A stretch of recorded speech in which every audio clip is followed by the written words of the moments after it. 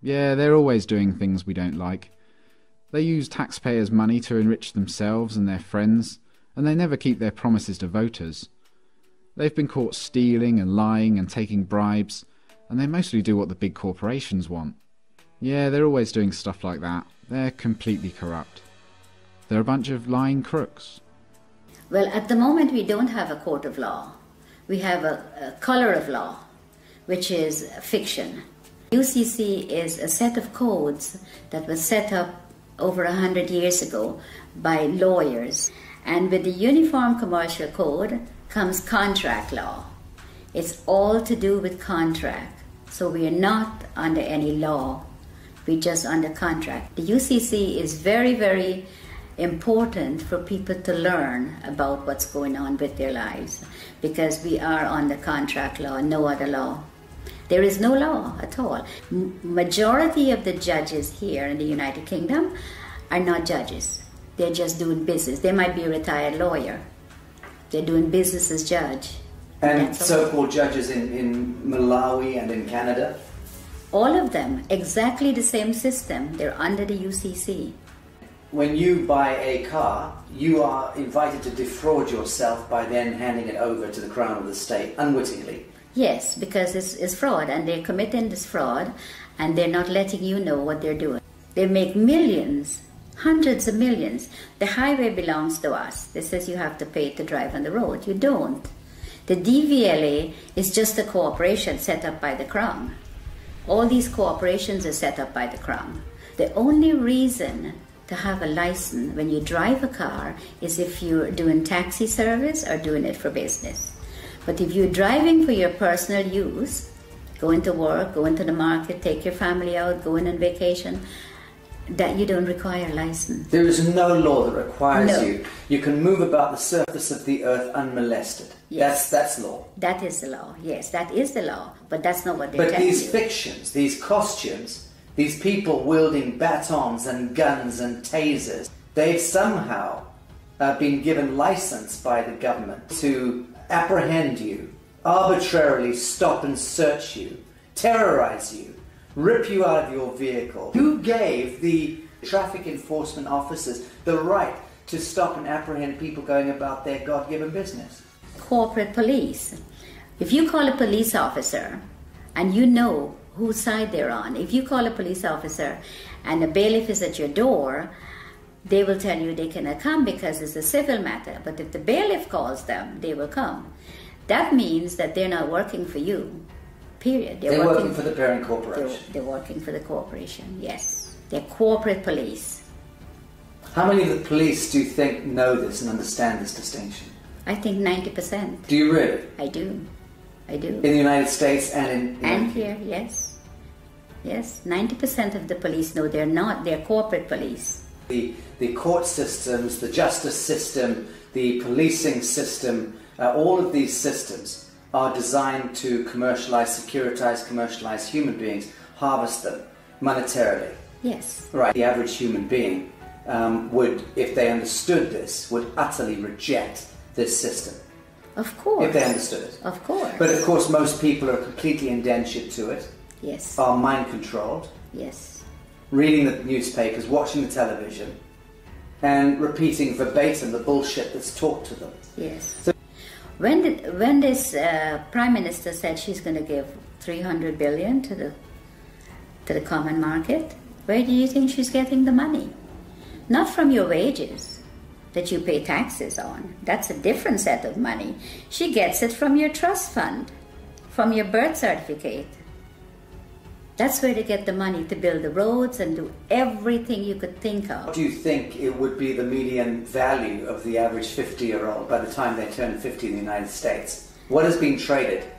I would say, in their name? I would say maybe $1 billion, over $1 billion. Right. We have gold. For every pound that if you weigh 8 pounds at birth, you have 8 pounds of gold set aside for you. Assigned to you by whom? By the Crown. In England? Yes. And in the United States? Yes. By the Treasury? Yes. And because the United States is owned by the Crown. I think if people get to know and they come together, it doesn't take hundreds of millions. 1 million sovereigns get together can make a hell of a lot of difference, because the word spreads from one to the other. And once people get to know that this is what is being done to them, it's going to be like wildfire. Once people get to know the law, what they're under, and what they're doing to them, and how they're making... You see, they make things to distract you, like the news and all this fake, all this stuff, television, and this is what they do. So once people can get together, if 100 people go to the bank and all keep taking out £100, before the end of the day, the bank will close. It's very simple if people get to understand what's going on. And it would be good for them to know, because we need to stop this. We need to stop what they're doing to people, hurting people for no reason, put people in poverty. And by they, we're talking about the parent corporation. The parent corporation, The yes. banks and governments and justice systems all working to penalize and harvest humanity. Yeah, they're in bed together, everybody. They said, if they send you to the Citizens Advice Bureau, don't even bother to go, because they're working too with them. Everybody they have in their pocket. And it's very sad, because people will do things to other people for very little money. Are you hopeful for humanity? I am, very much so.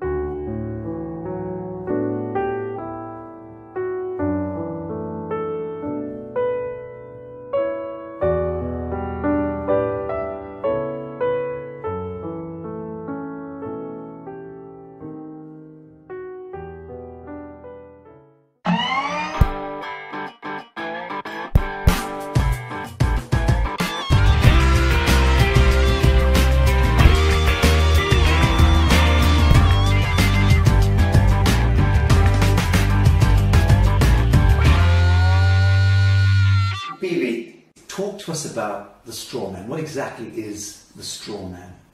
The straw man is your name written in block letters. Very simple. It was done at birth. What the government did, or the corporations now, not government, what they did is they took your birth certificate and made a second birth certificate with a trust, a Sisti QV trust. They made it in all block letters.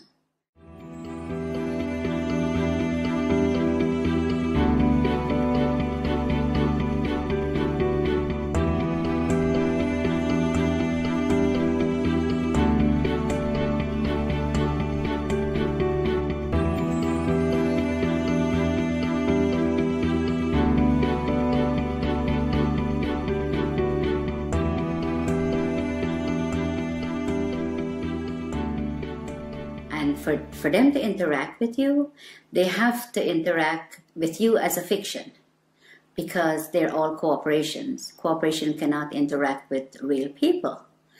So they made a straw man. They call it a straw man because it has no soul and is spiritually dead. So let's break this down. You're born in the hospital room. A certificate of live birth is issued. What happens is that she has to register the child's birth. She has to go to the registration office and register. If she does not register, she will be taken to court, according to what the law is saying. They take the birth certificate that she registered as an informant, informing then that she has the child, and they made a duplicate in all block letters. She didn't, they did. So they turned the living child now into a trust, fiction. into a fiction. Trust, yes. Which has a certain value allocated to it. Value, yes. Millions of dollars or pounds. And that trust, let's call it a bond, It is. because that effectively becomes traded thereafter. Yes, it becomes warehouse bond for money. So every human being that has been registered to the state or the crown by the mother ends up becoming some kind of a bond that is traded on the stock market. Yes. Without you ever knowing it. Yes, without disclosing. And this is happening since the early 1900s. What they've done is really fraud, because they're fraudulently taking your child's birth certificate and make it into a dead entity. The dead entity birth certificate is making billions of pounds or dollars, depends on which country you're in. So your straw man is considered a dead entity, and the corporation can interact with it. If you have to go to court, it's not going to be in your real name because they don't have it. All they have is the dead entity, and they interact with that.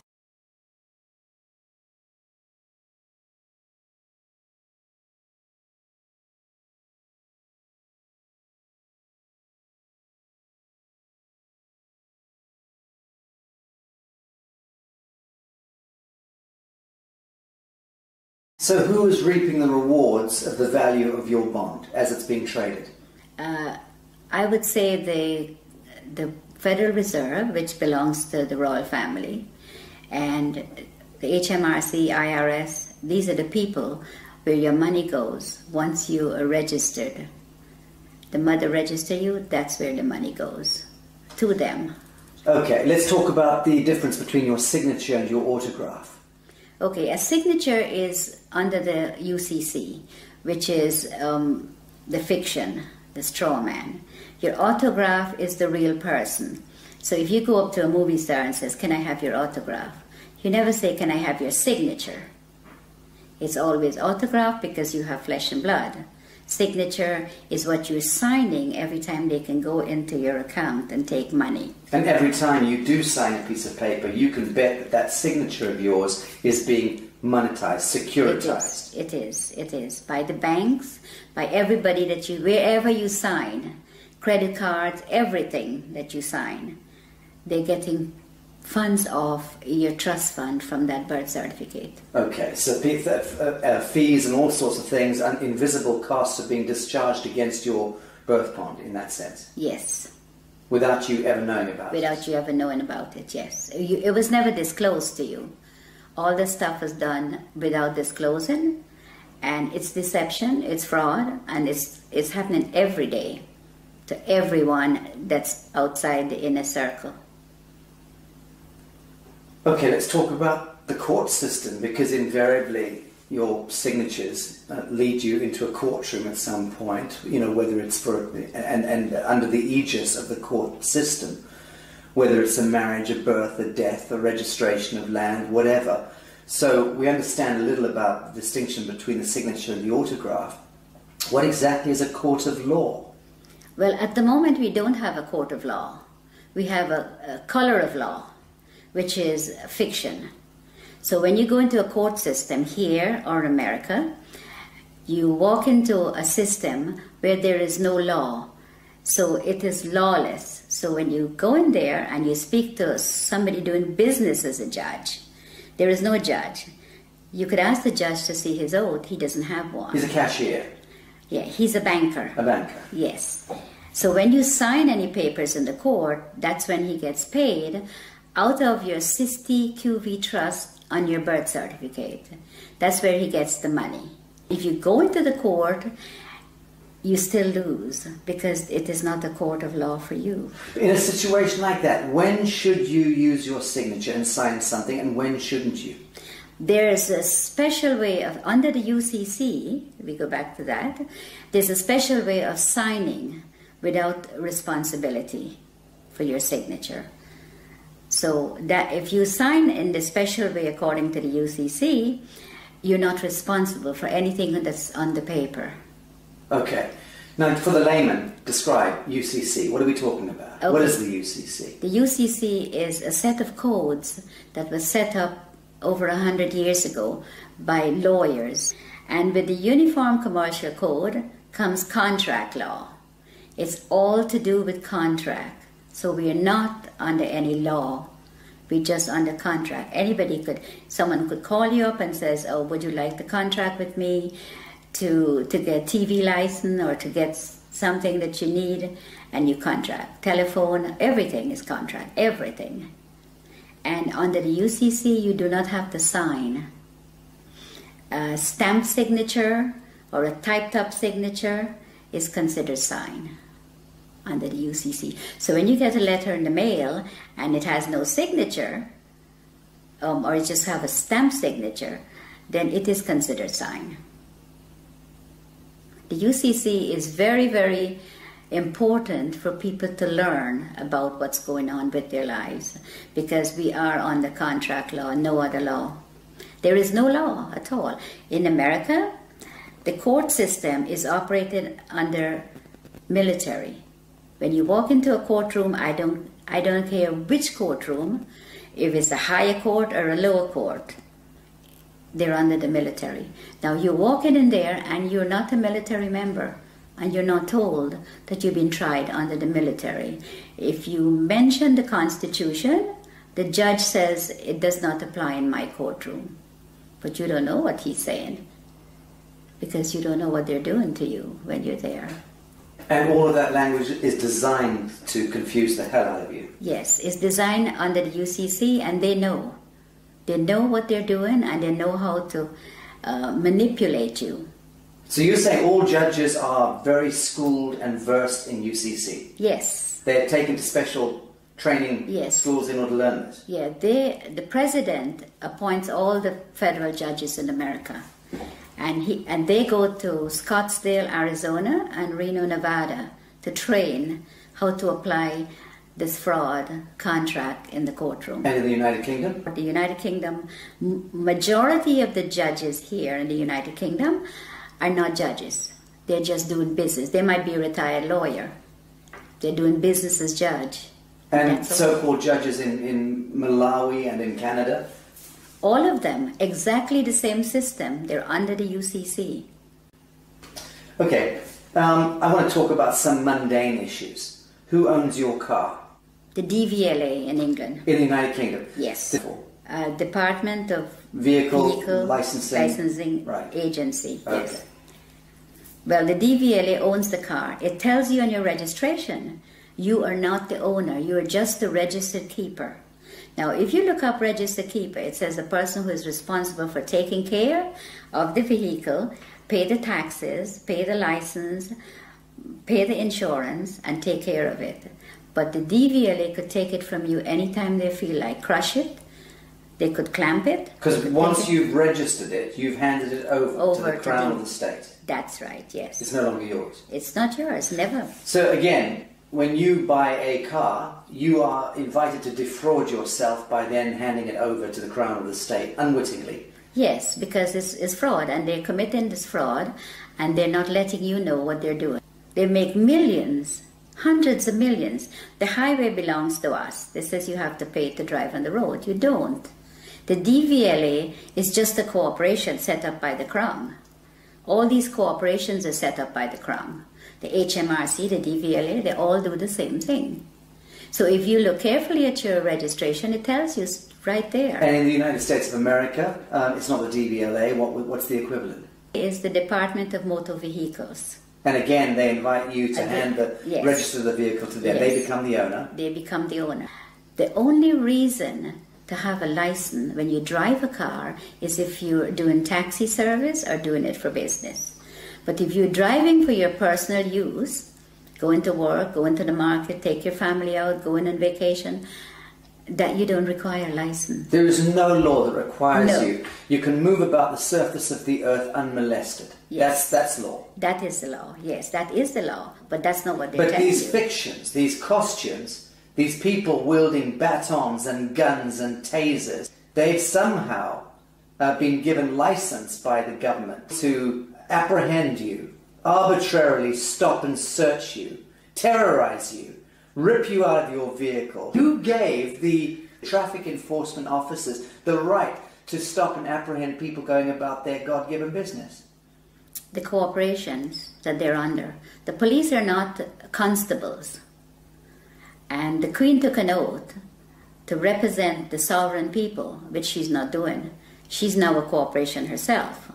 So the police is under corporate. They're not constables. Constables are the people who that beats the street and get to know your neighborhood and speak to the people. Keeps the peace. Keeps the peace, yes. But they're not constables. They're corporate police. If you call a police officer and you know whose side they're on, if you call a police officer and a bailiff is at your door, they will tell you they cannot come because it's a civil matter. But if the bailiff calls them, they will come. That means that they're not working for you, period. They're working for the parent corporation. They're working for the corporation, yes. They're corporate police. How many of the police do you think know this and understand this distinction? I think 90%. Do you really? I do.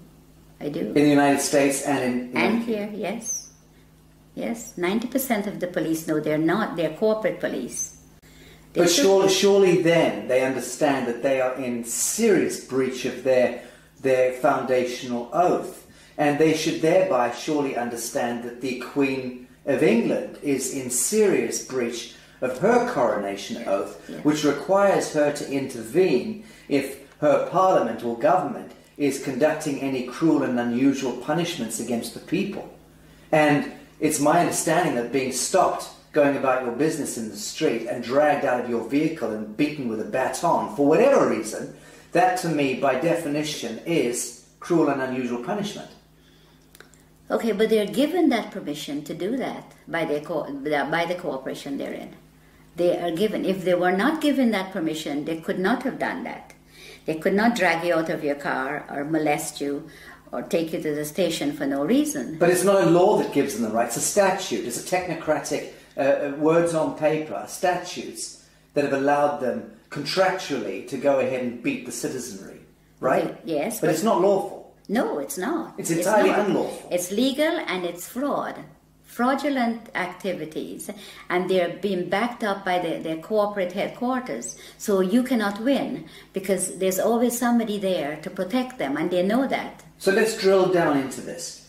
A policeman is there and should be able to respond to a living soul doing injury against another living soul. If they witness that, they have every right to intervene. In the same way that you and I can conduct a citizen's arrest. If we see that somebody's being harmed, we should step in and try to intervene. But that's really as far as it goes. They have no business trying to commercialize human beings and penalize us for walking across streets or for not stopping at an amber light or whatever. All of that stuff is just nonsense, dreamt up by the corporation. It is. Right. Yes, it is. It's all fraud. Everything they do. And that's why they're giving the opportunity to do this to the sovereign people. Because the sovereign people are ignorant of the Uniform Commercial Code and contract law and how these people operate. They go into the court and they do the same thing. You tell them, don't go. Even if you don't go into the court, they still fine you for the same thing as if you go into the court. But if you go into the court and the police takes you there, then you never win unless you know the law. And they know that you do not know the contract law and that you're under contract and you're walking into a trap. You go in there and the police or whoever is going in there with you, it's always they're the ones who win. You never win. Let's, for instance, say you're driving down the street, you have not hurt anyone, and you got stopped by the police. And the police breathalyze you and says, I have to take you in or I have to fine you. Or both of those. Who did you hurt? Who did you hurt? Who are you going to be paying this money to? You didn't hurt anyone. There's no victim. There's no victim. You have to be a victim under the common law. For there to be a crime. For there to be a crime. It's as simple as that. It is as simple as that, because to give you a ticket or to book you and take you to the station, who did you hurt? There is no one that you have hurt. That's just a commercial penalty. It is a commercial penalty. Okay, so we're getting the picture here that the court systems, the justice system, the policing system, all of these systems are designed to commercialize human beings, harvest them monetarily. Yes. Right. Yes. Very, very little of that expenditure, that energy goes towards keeping the peace. Oh, none of it goes towards keeping the peace. They don't keep the peace. All they do is they create the problem and then they find a solution. And then sell you that solution. Yes. and then penalize you if you don't accept the solution. That's right. Right, sounds like a very rigged casino to me, rotten to the core. It is. And it seems to me that the average human being would, if they understood this, would utterly reject this system. Of course. If they understood it. Of course. But of course most people are completely indentured to it, Yes. are mind controlled, Yes. reading the newspapers, watching the television, and repeating verbatim the bullshit that's taught to them. Yes. So the truth is, it seems to me that human beings are not predisposed toward hurting one another. We don't enjoy going to war. No. We don't enjoy No. hurting each other. In the main, most people get along and just want to get along. Of course. But the systems conspire Yes. with a model of scarcity economics and drive war and disease and poverty. Of course. That's the only way they can make money. When this Prime Minister said she's going to give 300 billion to the common market, where do you think she's getting the money? Not from your wages that you pay taxes on. That's a different set of money. She gets it from your trust fund, from your birth certificate. That's where they get the money to build the roads and do everything you could think of. So they're discharging billions and billions and billions of dollars against our birth bonds without Yes. ever disclosing that to us, Of course. without there ever being an audit or any accounting for it. Of course, because nobody's asking. Right. And even if you do ask, they give you a hard time to tell you about it.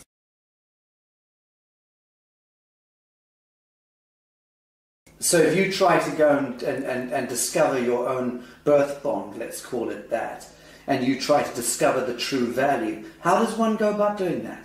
You apply to the Federal Reserve for it. There's forms that you can fill in, and you can, once you find the bonds and the serial numbers, you can get it from the Federal Reserve because they have it. And you can then discover the value of your bond? Of course. And the average, let's say, 50-year-old in the United States would be worth what? A 50-year-old in the United States, it could be worth hundreds of millions. But one comment, if you go on the website and you put in your birth certificate number, and it comes up only one, you have hundreds of thousands of people are trading on it. Right. That's only one that you know of. I think what I'm getting at is, what do you think it would be the median value of the average 50-year-old by the time they turn 50 in the United States? What is being traded? I would say, in their name? I would say maybe $1 billion, over $1 billion Right. has been traded. Okay. Because when I checked, on one of my numbers is over 283,000 people are trading on it. Can you imagine how much money that is? So when we hear that the US has a debt of $23 trillion or whatever it is, that fictitious money was all pumped out of the air, but effectively it was discharged against the value of Yes. the people. Yes. Right, so that's where the fiction emerges. Yes. And it becomes this huge imbalance that no one quite understands. How on earth did we get that much money? They just made it up as they go along and tell us what they want to tell us. Yes, but they'll validate the making up of that money by, Yes. on paper, discharging it against the value of Yes. the citizenry. And the citizens' gold, our sovereign gold. We have gold. For every pound that if you weigh 8 pounds at birth, you have 8 pounds of gold set aside for you. Assigned to you by whom? By the Crown. In England? Yes. And in the United States? Yes. By the Treasury? Yes. And Because the United States is owned by the Crown. let's... Okay. So let's say there's 200 odd nations of the world. There's hundreds and hundreds of small island states. But there's about 200 nation states, big nation states. They are all of them a franchise of the Anglo-American Corporation. Yes. Let's call it that. Yes. And that the Anglo-American Corporation is an extension of the British Crown. Crown, yes. And the British Crown is collateralized by what, or backed by what? Gold. And by the people.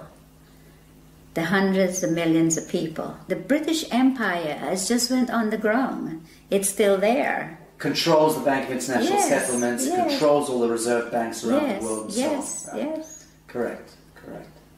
So at what point do you believe the world sees through this grotesque fiction and then addresses the source code and then writes it?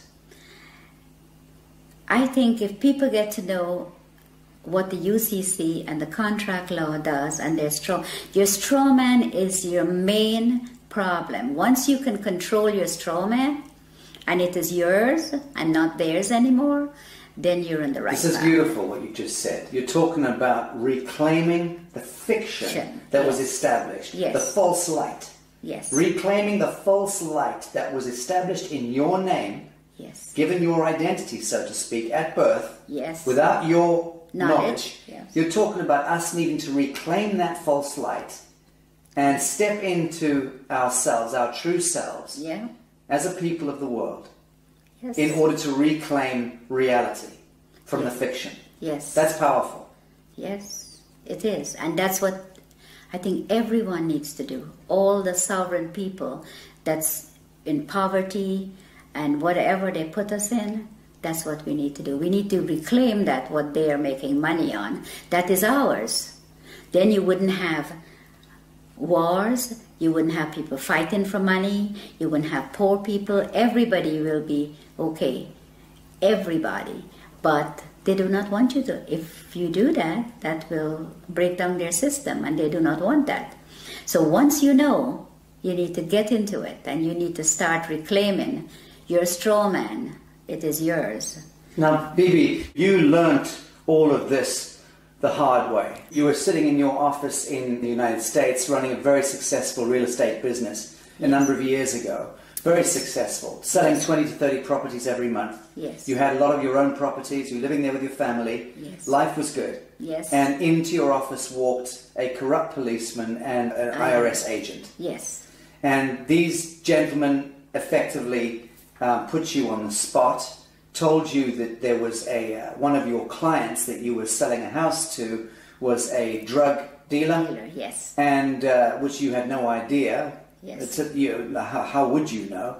And they effectively then tried to pin this a crime onto you by suggesting that you were effectively receiving laundered funds. Yes. And out of the blue, your life turned into some grotesque horror story. Yes. You were dragged into court, and the next thing, you were put in prison for 8 years. Yes. Your life destroyed.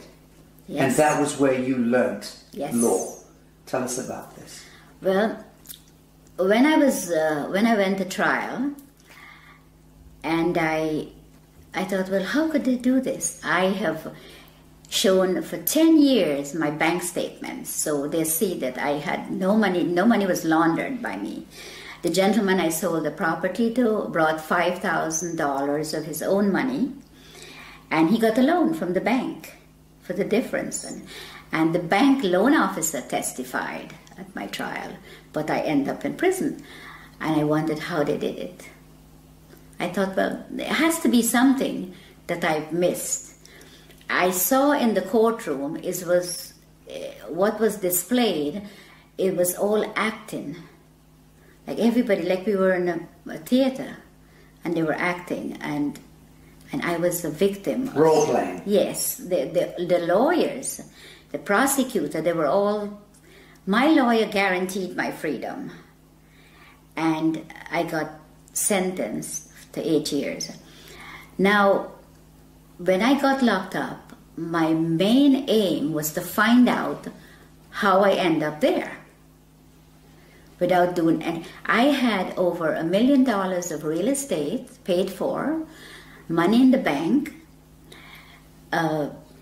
My children finished university. We were in a very comfortable, very hard-working family, very comfortable position. And I thought, no, it has to be something wrong, something they did that I couldn't see. And for every single day, for 7 years, I learned every single day. Christmas, birthdays, every day. You studied. I studied. You studied law. Yes. And you understand that you came to understand the highest expression of law, this UCC law. Yes. And what they're doing and how they could get you in there and how they could lie, how they commit fraud. And they all thought they were all laughing when I was found guilty, like, well, they get paid, you see. I didn't know, lots of money. I didn't know at the time. And these people, I was in the prison, and there were hundreds of women that were there that was in the same position as I was. They were tricked into the system. Yes, yes, they didn't do anything. And then once they're in prison, they're having a prison bond issued. Oh, yes. And then their prison bond is traded on the stock market, Yes. making huge amounts of money. With their numbers, yeah. And they're relegated to becoming slave workers. Yes. And no one's told this. No, they get 12 cents per day. The food that was served in the kitchen was from the Gulf War. Cans of meat and all kinds of stuff. And they said the prison is not making any money, and they're telling the people out there that the prisons are losing money, and all these drug dealers and all these people coming into prison, and we don't have enough money. That's a lie. They're They making make- thousands of dollars a day per prisoner. I know it's at least $3,000 a day. Yes. Per prisoner. Yeah, but they invest into the prison system, into Unicor, Prisons for profit. prisons for profit. Disgusting. And they invest in the prisons, and they make hundreds of billions of dollars. And the prisoners get 12 cents a day, and the food that they feed the prisoners, Not fit for dogs. no, it comes from the farms, and they get tax write-off on it. The chicken may be 2-3 months old, and all kinds of stuff. They serve horse meat for beef. Well, you're about to launch an online workshop and tutorials through the Newark University, teaching UCC and explaining to people from around the world how they can navigate their situation, whatever their situation may be, because all of us are facing penalties and cruel and unusual punishments. Punishments, yeah. But let's discuss something as mundane as a parking ticket, okay? Okay. Something that everybody understands. What are the do's and don'ts? You've just gone back to your vehicle and there's a parking ticket on it. It's parking tickets are a contract. You do not have a contract with your council. They put a ticket on there. There's no contract, so you don't have to pay that ticket. So what are your steps? You send the ticket back to them. No contract. And you tell them no contract. They have to produce a contract where you sign to say that if you park somewhere that you're not supposed to, you will have to pay the ticket. I remember someone showing me a ticket not so long ago, and the ticket had a CEO, it says CEO on the ticket, and a signature. CEO? Yes. Chief Executive Officer? Yes. So I sent the ticket back to the CEO, and I asked him when was he there at 8 o'clock at night putting tickets on the cars. It just goes to show that people do not look at their tickets either, because they don't know. And it's very sad, because a parking ticket, why should you have to pay for parking when you own the roads? We owned it. We own everything. So you've sent your parking ticket back with no contract on it. What are the next steps that they're likely to take? They would write to you and said you have to pay. If you pay within a certain time, it's only half. You have to pay half of the fine. What's your response? My response is I don't have to pay any, because I don't have a contract with you. So again, you ask them, show me the contract. Yeah. I send them a letter, and I ask them, I said, okay, the person that you addressed in this letter is spiritually dead and have no soul, which is your straw man. The straw man. Yes. And I said that I had not given you permission to use it to make money, and there's a fine behind this of £250,000 every time you use it. They refused to answer, so I sent them, the following letter was a default letter. I says, you're now in default for not responding, because that's what they're going to do to you. So you played law against them? Yes. Good. Yes. So when I sent them that, 5 days later, I received a letter stating that the account is closed and I do not owe. Very good. Thank you for that. Well, that's rather straightforward. Let's discuss mortgages, because this is the bane of most people's existence, is needing to secure their home. Everyone has the right to a home in this world. And mortgages, I mean, what's the etymology of mortgage in the first instance? Death grip, isn't it? Yes, it is. It is. But Mortgage means death grip in French. well, the mortgage is what they do is just a front. Because the minute you miss a payment, when you get a mortgage from the bank, they're after you. The first time you miss a payment, it goes straight into the insurance company that the mortgage company have. And they want you to miss a And payment. they want you to miss a payment because they don't lend you money. But let's go back. Your house is, let's say, worth $100,000. Now, when you apply for a mortgage, they don't have the $100,000. But you come along with your block black capital signature, you sign the application, they then monetize your signature by having $100,000 worth of your value discharged against your treasury bond. Yes. That money they then lend to you, and they double dip because they then get you to pay that money back plus interest. What they do is they don't lend you that. They don't lend you anything. You fill up your papers and you sign. The signature is what they want. Then they tell you, okay, you have to be a good boy and you have to be a good credit and you can borrow from me. So they lend you a piece of paper that you sign with very fine writing in the back. That's where the legalese comes in because that's what they do. Then you sign it, signature. They take that and they tell you, okay, the funds will be ready in 2 to 3 days to come back. The following day with the signature, they go into your trust fund and they get paid the $100,000. They never disclose to you that, okay, we got paid, so the house is now yours. No. They come back when you go on the third day, they've already got their money, they say to you, okay, this is the agreement, you pay so much every month, the interest rate, all that you've already signed for. So now they put the $100,000 on the computer screen for you, so you can finish your house closing. Now that $100,000 is just numbers. It is not money, because they all own the banks. So there's no money pass, no cash, just paper. But they have your $100,000 already. If you don't pay, they take the house. They don't want nothing. They want the property because the money is just paper. It has no value. So the property has value, so they take the property.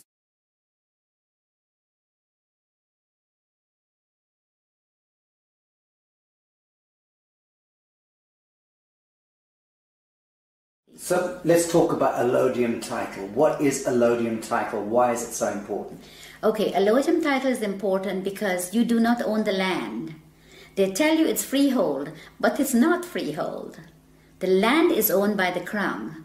All the land in England. I'm a farmer in Minnesota, and you're saying that my land is owned by the Queen. Yes. I'm a farmer in Mozambique.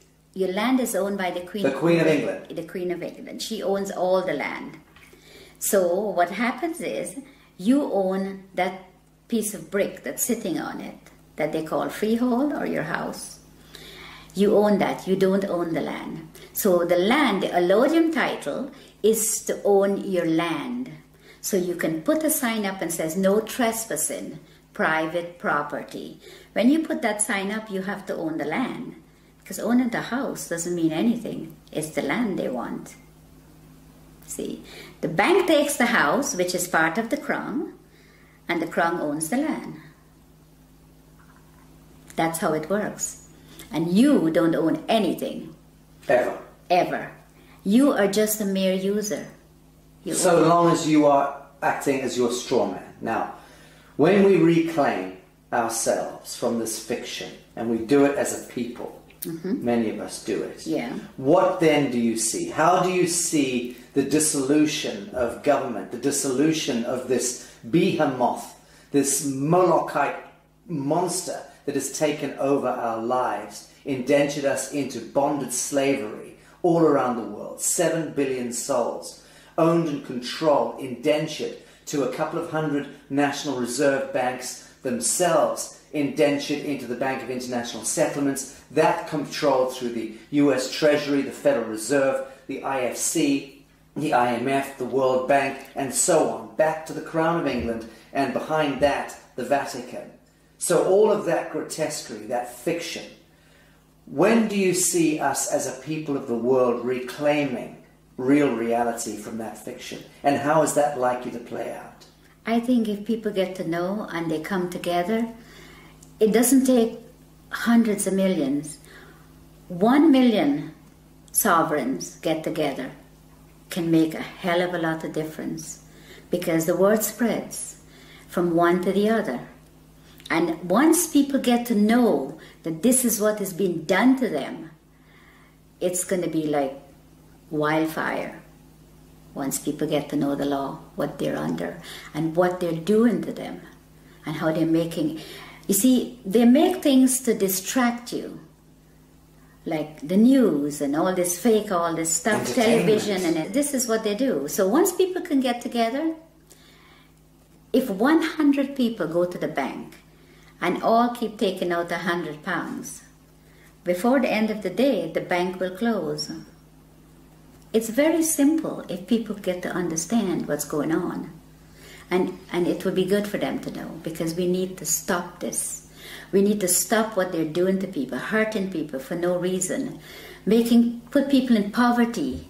And by they, we're talking about the parent corporation. The parent corporation, The yes. banks and governments and justice systems all working to penalise and harvest humanity. Yeah, they're in bed together, everybody. They said, if they send you to the Citizens Advice Bureau, don't even bother to go, because they're working too with them.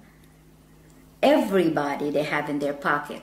And it's very sad, because people will do things to other people for very little money. Are you hopeful for humanity? I am, very much so. Bibi Bacchus, thank you. I love you, I do love you.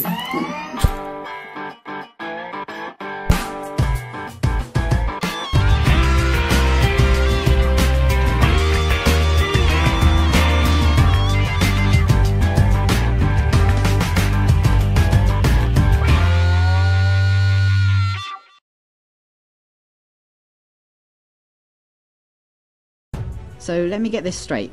A long time ago, a small bunch of regular humans had a meeting and created a document called a constitution that said that they can rob everyone else, millions of people, using threats of violence to make everyone obey their rules and commands.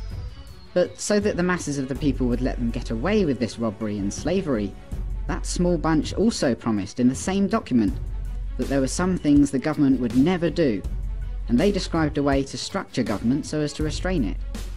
But over time, the promises have proven to be worthless, the restraints have proven to be useless, and government has grown significantly in size, power and scope, violating more and more of the rights of the people. It sounds to me as if the Constitution was written to constrain government. Then it's been a complete failure.